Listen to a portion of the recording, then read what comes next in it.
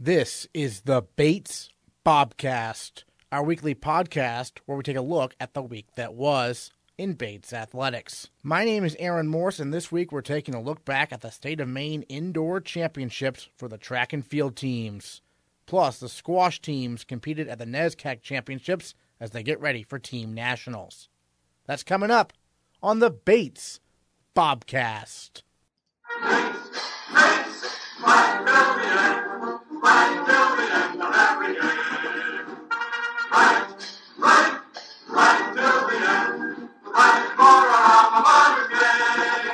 The women's and men's track and field teams hosted the State of Maine Indoor Championships on Friday and Saturday, respectively. The women's team won the state title for the fifth consecutive season by the second largest margin of victory ever. The number 10 nationally ranked Bobcats were boosted by a number of excellent performances on their way to the state title, including senior captain Sally Cissay's meet record triple jump of 38 feet, 7.5 inches. Senior Srishti Sunil piled up the points, winning the long jump, finishing second in the high jump, and third in the triple jump with a personal record of 36 feet, 4 inches.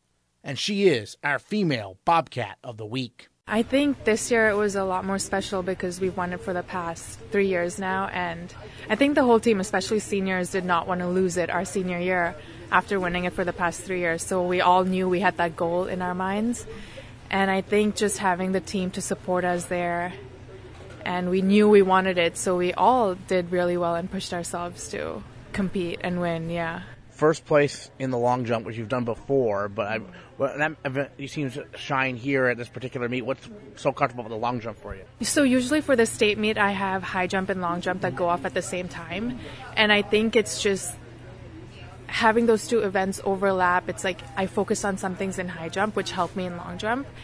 And I think that just helped me out throughout the meet and has been for the past 3 years. And I've been doing long jump since I was like 10 years old, so I think it just is one of my favorite events. So yeah.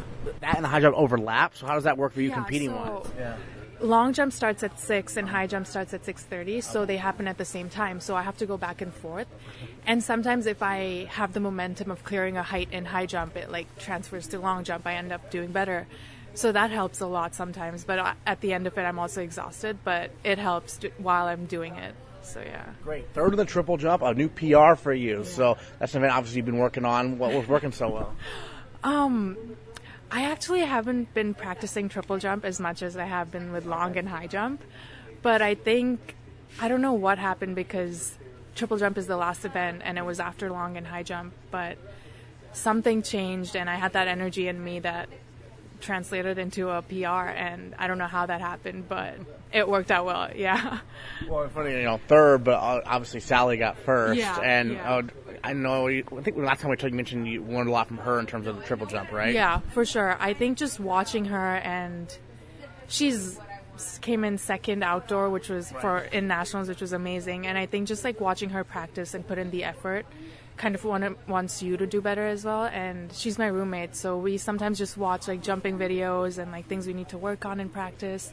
So I think doing that together, having someone there with you just helps a lot. How many years have you been roommates? And pretty close, right? Yeah, we've been close since freshman year, but we started rooming together our junior year, and we decided to do that this year as well because it's been working out great. Yeah. And even, when we're in the room, sometimes we're just watching jumping videos and like training videos and watching Olympic athletes and the drills they do. And I think just like putting that same effort in practice and trying to come up with new drills to better ourselves it's great having someone there to do that with you. So now, what's next for you personally? So I have been applying to grad schools, and I'm done with all my applications, so I'm waiting to hear back. A lot of master's programs and 2 PhD programs, so I should hear back from those soon. Fingers crossed, but hopefully study more. I'm looking at economic policy and international business and development, so those sort of programs in Boston and New York City. Great. And then from a track perspective, I know as the year goes on, fewer and fewer people are competing, but you're going to be competing soon here? Yeah, so we have a meet in BU this weekend, and New England's is in 2 weeks. Yeah. So we'll be going to Springfield for that, and hopefully if I can improve my marks, then maybe nationals, but I have no idea how that'll go. But I have about another 3 or 4 meets left for the indoor season, yeah. Great. And then when you transition to outdoor, similar events for you? Yeah, the same events, long, high, and triple. Great. Yeah. And that's what you've been doing your whole time here? Yeah, and actually last year I tried the pentathlon. So right. because indoor it's long, high, hurdles, shot put, and the 8. So shot put and 8 were new for me, but the other 3 I've done before. So I was like, why not? And it was fun for a year, but I don't think I had it in me this year. Well, it is a lot. I mean, the shot put's a completely different event. Yeah, it's extremely different, and the training for the 800 is just hard. So I didn't think I had it in me this year, and so I'm back to just the jumps. Gotcha. And you think that's improving your jumps, and you're able to focus on that more? Yeah, I think I have a lot more time to focus on just the jumps, and that definitely helps a lot because it's a lot of technique and doing the drills over and over again. So yeah. Funny connection I learned about off air. Ani Nambiar told me that you and him went to the same middle school in India. I mean, what are the chances of that? India is like the second biggest country population-wise, and both end up at Bates. Yeah, we figured that out once we got to Bates, and I didn't know I'd meet someone from Bangalore at Bates first of all, and then to know that we were in the same middle school for a certain period was just crazy. And we know a lot of the same people, so it's just I just found that amazing, and it's great to have someone from Bangalore here. Terrific. Now, any other thoughts on some of your goals going forward here? Hopefully, just try to do better each meet, focus on things that I need to work on, and keep pushing myself, I think. And definitely having Sally there helps a lot because she puts in so much effort, and just watching her makes me want to do better. So, yeah, that's something I want to work on. Meanwhile, the men's team finished second. Senior captain Adedire Fakorede set the meet record in the weight throw with a winning distance of 62 feet, 5.75 inches. He finished second in the shot put and captured the Peter Goodrich Memorial Most Valuable Field Athlete Award for his efforts. I'm honestly very proud. It was something that me and Fresh, my coach, definitely sought out to do in the meet. Very nervous my first my first 4 throws, but I put it behind me. It was relaxed, and I was able to break it on my 5th and 6th throw. So very pumped about that. I heard a huge roar when it happened. You know why we released it. That's a great throw. Yeah, so before I was roaring, obviously, during my finish, but a big thing that we were working on during the week was to get in a good position and then use the strength. So I got in a good position through it, and I watched it, and I was like, wow, this thing's flying over the 60. As soon as it landed, that's when I knew it. I yelled, and I was very pumped. And obviously a lot of crowd support there as well, right, all around the bleachers. That must have hyped you up. Oh, my goodness. The support was amazing. I had friends from freshman year, my roommates, Adam Webman, my roommate from sophomore year. A lot of my friends, like countless of people that I can't even name, but like they all came out and supported me. It was really fun. It was kind of cool. You did it on the same day they honored Peter Duran, right? Yes, Peter Duran. He shook me after. He's a really good guy. I love him. Honest to God, great guy. He's honestly been one of the best officials I've had around. He's just very supportive. He goes over the rules very meticulously. It was awesome to see before they gave him his award. He was still standing and doing his job. He wasn't really even paying attention to what was going on. He didn't even see his wife and daughter were there. It was amazing. The guy's a true he has a great work ethic, and he's a great person. Excellent. You also finished second in the shot put, so how's that developing? I know that's an event you've been working on. Yeah, the shot put is developing. It's something I'm struggling with. Plus there's 60 feet. I'm still around 48, 50, so I'm working on it. It was good to put it all together. In the prelims, I struggled. I was throwing rather poorly, but I was able to put it together my last 5th and 6th attempt. So. Great, and then you got the field MVP trophy there at the end. That was a cool moment. And the first thing you did was text a former thrower, right? Yeah. I sent some Snapchats out to some people. I don't know. That trophy is something that I watch as a freshman. Sean, strive to get. And honestly, Sean has been the greatest motivator for me because he's such an astounding athlete. Unfortunately, he didn't get it, so it was a huge honor to get it. And I was just kind of at that moment, it was surreal. I was like, wow, holy crap, I just did something. This is interesting. This is my first time ever getting it. So at that moment, I think a fire lit it inside of me again because after my sophomore year, which I threw 1905 that I'm still trying to beat, I think I'm back to that now. I'm hungry again. I want it bad. So it definitely sparked something inside of me. I'm excited for the next coming weeks. Excellent. Did you have a pretty good idea you were going to get that, or was it, you knew you performed well, right? Yeah, I knew I performed well. The state record and then a second place, it was still up in the air. I didn't know how the jumpers did because Greenberg, this Bowdoin jumper, I probably said his name wrong, but he's won it the past 2 years, and, it's good to snatch it away from him. And he said take good care of it after I walked away with it. And I smiled, and I held on tight to it. So I understand you have some exciting news off the track and field, right? Oh, yeah. Yep. So I officially got the offer, and I signed it with Merrill Lynch, working in wealth management next year. So now I don't have to worry about stressing over a job. It's 100% throwing now. So I'm really excited to just, do what I need to do in class and then be a full-time athlete. And you're from New Jersey, and you're going to be really close to home, right? Extremely close to home, 15, 20 minutes away. So my parents are pretty pumped because they know I get obsessed with everything I do. So even though I'm fairly close to them, even living with them, probably not going to see me that much. But, it's good to make them happy because they made me the man I am today. So. Great. And how do you think Bates education here has prepared you for this next step? Honestly, a liberal arts education is probably one of the most underrated things. Being well-rounded as a student and just being able to just look at things in different lenses, I feel that's an intangible thing. I think in the interview process, I had an edge over a lot of people because, not only was I involved in athletics and sports, but I was part of a search committee that interviewed people. So I knew exactly what needed to be done. They asked me a lot about the other classes I took outside of my econ major, and I was able to tell them about philosophy classes that I've taken, sociology classes, and honestly, I felt like that just made them see me as a well-rounded candidate. And I honestly cannot thank Bates enough for helping me shape me as a person. So. Great, and now what's next on the field there for the throws coming up, the next meet and everything? Well, I had a meeting with Fresh this morning, and I asked them what the school record was. It was 2017 meters. So when I throw 2018 meters, I'll have the school record in the weight throw.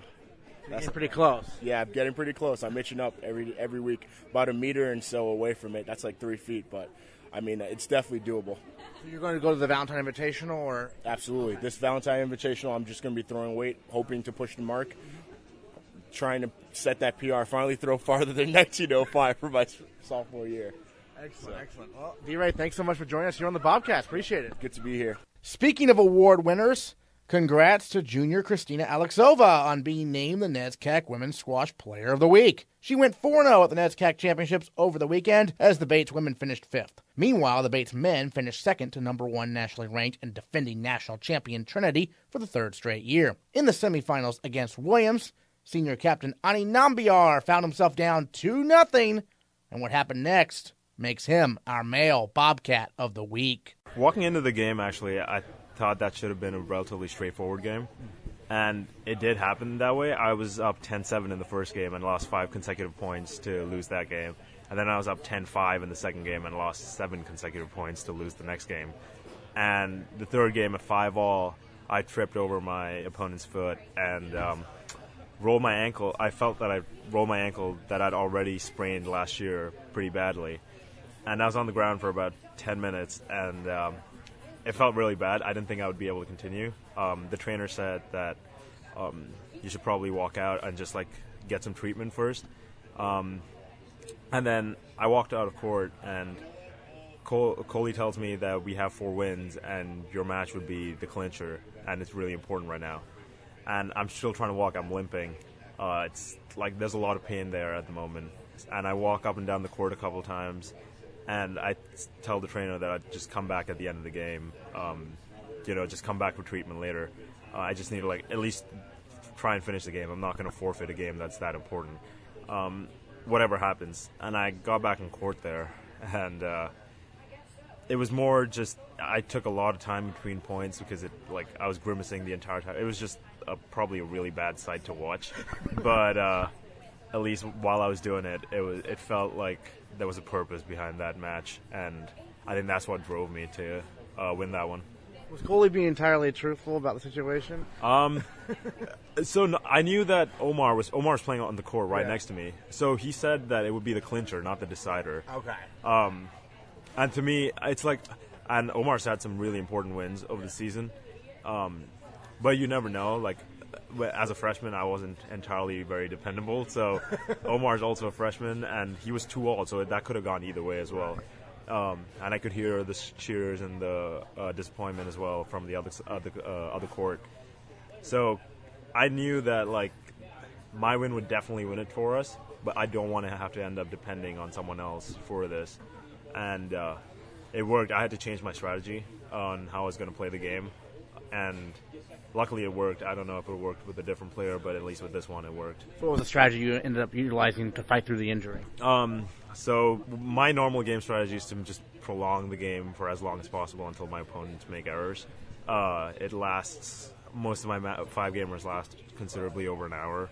And this time, my strategy, I could barely, like, lunge properly or, like, walk properly. It was every, like, lunge hurt, so my strategy was to do as little of that as possible and attack every time I got even a slight chance, so that the points were, like, much shorter.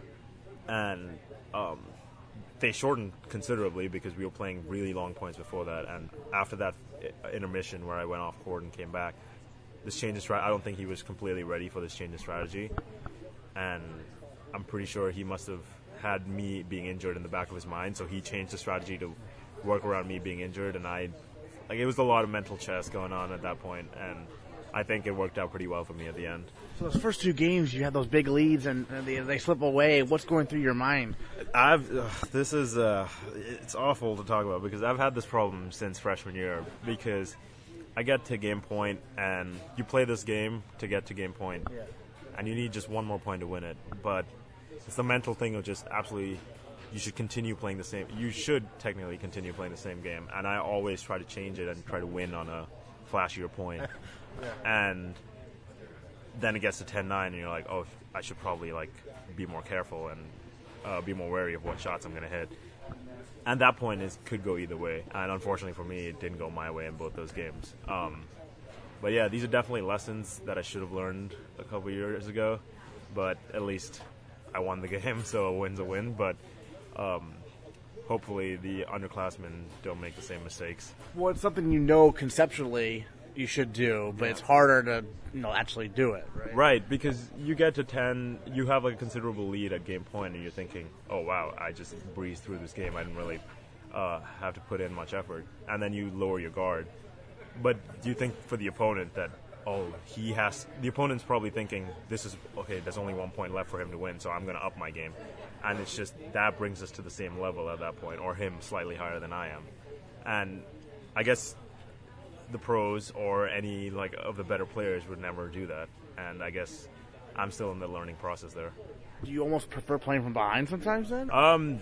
Yeah, honestly, if you look at the results I've had over the last few years, I tend to have a lot of 5-gamers, and a lot of them are won at 14-12 in the 5th or 13-11 in the 5th, like, far longer than it should be. And it's because when I'm under pressure, I play the safe game. Like, I don't go for those attacking shots. I don't do anything too dangerous or risky. And that is what you should be doing the whole game.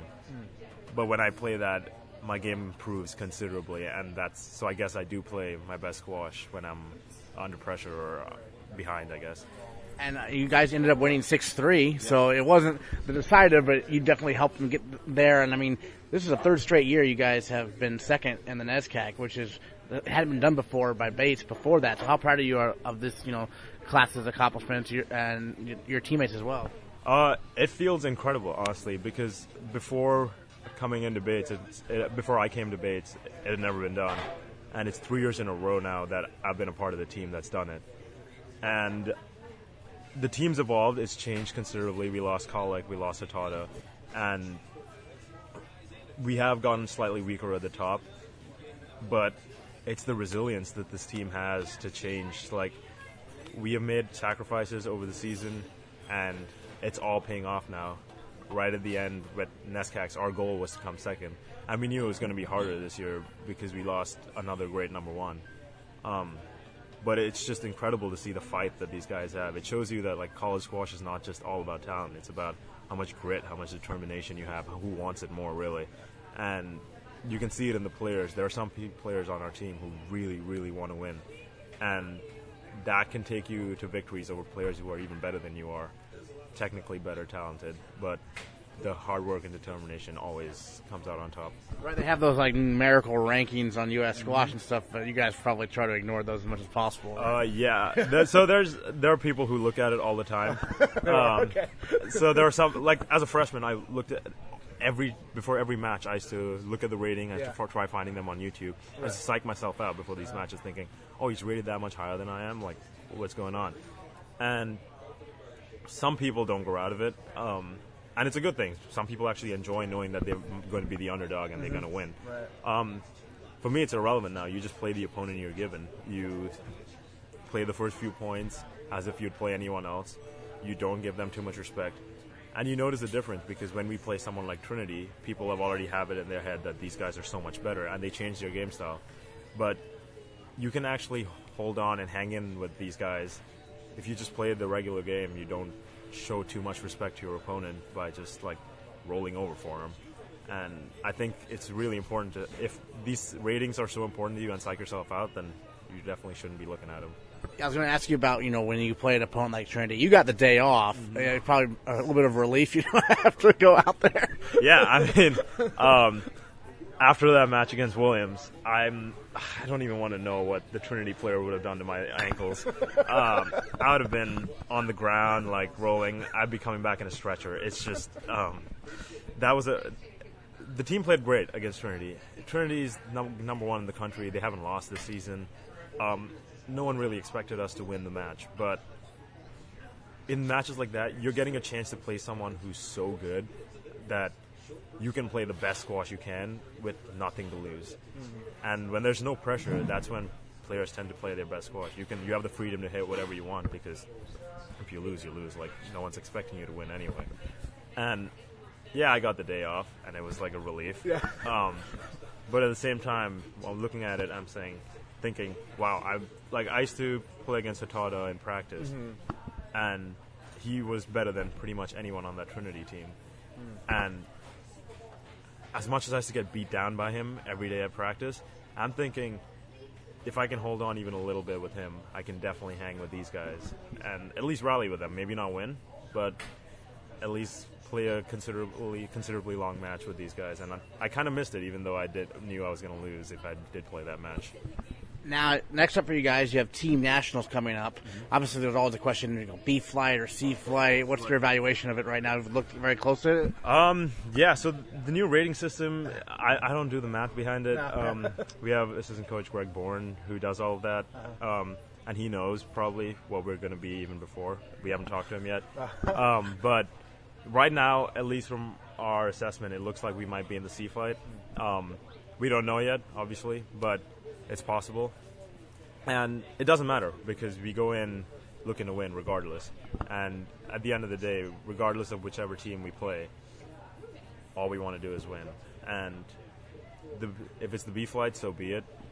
If it's the C flight, then yeah, we're going there to win the championship and be the best team in the C flight. And I think right now, if we're not in the Bs, we might at least be the top or second seed in the Cs. Right, and 2 years ago you guys brought home that trophy, right? Yep, and if we're in it, we're going to do it again because, we're not here to, sit around and say, oh, we're in the Cs. I don't know what to do. We're going to go into the Cs thinking, yeah, we're going to beat all of these guys because we've done it before and we'll do it again. It's quite a bit of time between now and Team Nationals, right, at least for the men. Mm-hmm. Yeah, so we've got 2 weekends off for the first time in, a couple months. Yeah. And yeah, it's quite challenging because now you have to maintain your focus. We've achieved something significant at NESCAC and people want to celebrate. We couldn't last night because we got here at 1 a.m. Right. But at the same time, Nationals is still our most important event of the year. And maintaining focus is super critical to what we're trying to do. We're going to have practice every day. We're going to have practices on maybe some days on the weekends. But I know this team so far with what they've done. I've seen what the team can do, and I believe this team will remain focused for the rest of the season. I want to ask you a little bit about maybe academic side of things, maybe the job hunt. I don't know. You're a senior. What's going on there? So academically, I think I've done fine over the 4 years. I had a rough start to school, but I think I've recovered pretty well from that. Job-wise, I took up a position in analysis group in October. Nice. So I will be in Boston starting June as an economic consultant. So I'm really looking forward to starting there.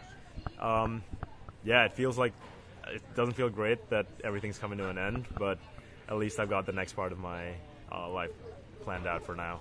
We have one more short term here. Or are you starting? Yeah, I definitely will be staying for short term this year and Sure. hopefully enjoying it a lot. Excellent. Well, Adi Nambiar, our male Bobcat of the week. Thanks so much. Thank you. The men's basketball team defeated Maine Farmington 76-57 on Tuesday, but fell to Hamilton and Amherst over the weekend. The women's basketball team also fell to Hamilton and Amherst, but both teams get a chance to bounce back this Friday against Trinity. The men's basketball team is home for Senior Day, with tips set for 7 p.m. And a win would keep the Bobcats' NESCAC tournament hopes alive. Meanwhile, the Alpine and Nordic skiing teams combined for an 8th place finish out of 15 teams at the UVM Carnival last weekend. They continue their seasons this weekend at the Dartmouth Carnival. Finally, the track and field teams look to continue to build momentum this week at the Valentine Invitational. We'll recap this upcoming week of track, skiing, and hoops next time on the Bates Bobcast.